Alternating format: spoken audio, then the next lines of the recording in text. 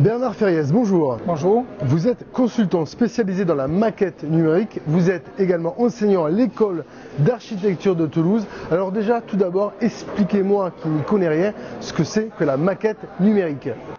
Alors la maquette numérique, c'est une représentation numérique d'un bâtiment existant ou en projet.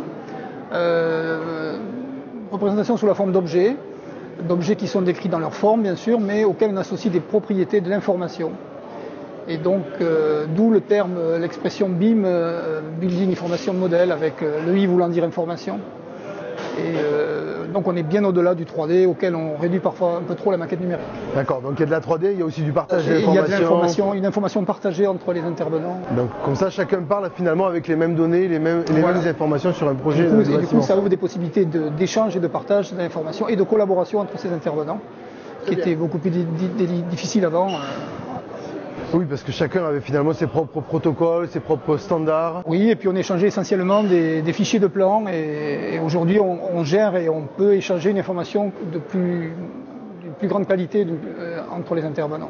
Alors cette évolution technologique, elle est évidemment suivie par les grands donneurs d'ordre. Vous avez vous-même reçu une mission d'assistance à maîtrise d'ouvrage de la part de la mairie de Toulouse par rapport au BIM. C'est ça, donc ça a consisté à les accompagner dans la rédaction d'un cahier d'émission BIM qui définit pourquoi ils démarrent une démarche BIM et ce qui est attendu, ce que doit contenir la maquette numérique aux différents stades du projet. D'accord. Alors donc après cette mission-là, elle est pour la collectivité, mais je suppose que vous vous adressez aux professionnels. Alors cette mission, moi j'accompagne, la mission d'AMO, elle consiste à accompagner le maître d'ouvrage, mais il faut savoir que ce cahier d'émission BIM a été élaboré en concertation avec les représentants de l'ordre pour les architectes et les représentants de l'ingénierie pour la région. Et qu'on a recherché finalement le juste compromis entre ce que la maîtrise d'ouvrage attend et espère de la maquette numérique et ce que les professionnels peuvent produire aujourd'hui compte tenu de leur maturité sur le sujet. Alors justement, la maquette numérique, c'est quand même encore une donnée relativement récente. Est-ce que vous considérez qu'aujourd'hui il y a suffisamment de sensibilisation? Est-ce que les professionnels se sont bien emparés de cette évolution technologique? Oui, il y a plusieurs indicateurs. Je vais parler peut-être cette fois-ci de la formation. Il faut savoir que on enseigne la maquette numérique depuis 2011 dans les lycées techniques, qui sont dans l'option architecture-construction. Ils ont été très en avance.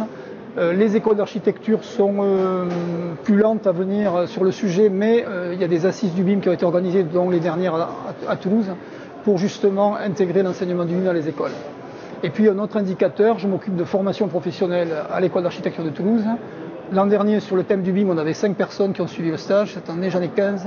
Et on a ouvert un deuxième sujet autour du BIM. On a déjà formé une trentaine de personnes depuis le début de l'année. D'accord, donc il y a de plus en plus de personnes aujourd'hui qui vont vraiment sensibiliser. Il y a eu un déclic. Je pense que le fait que des projets soient lancés vers la maîtrise d'ouvrage public déclenche un besoin de formation chez les architectes et bureaux d'études. Alors pourquoi finalement, pour conclure, c'est si important d'adhérer à cette démarche BIM, Bernard Ferriès? Je crois qu'elle va apporter beaucoup à tous les acteurs. Elle va apporter évidemment au maître d'ouvrage qui espère des projets de meilleure qualité. Il est aussi souvent gestionnaire, donc il espère récupérer de l'information qui sera utile pendant les dizaines d'années d'exploitation du bâtiment. Mais chacun va trouver des bénéfices dans des réductions de saisie, dans l'accès plus facile à des informations. Des entreprises vont éviter de faire des quantitatifs, de ressaisir 10 fois la même chose. Il y a du gain dans toute la chaîne. Et donc la question c'est effectivement d'y aller, que personne soit laissé sur le côté. Mais c'est bien l'esprit de ce qui se passe en région aujourd'hui. Très bien, je rappelle qu'aujourd'hui nous sommes dans le cadre des rencontres 2017 de l'AIMP, de l'ingénierie donc, au Midi-Pyrénées. Bernard Ferriès, merci à vous. Merci.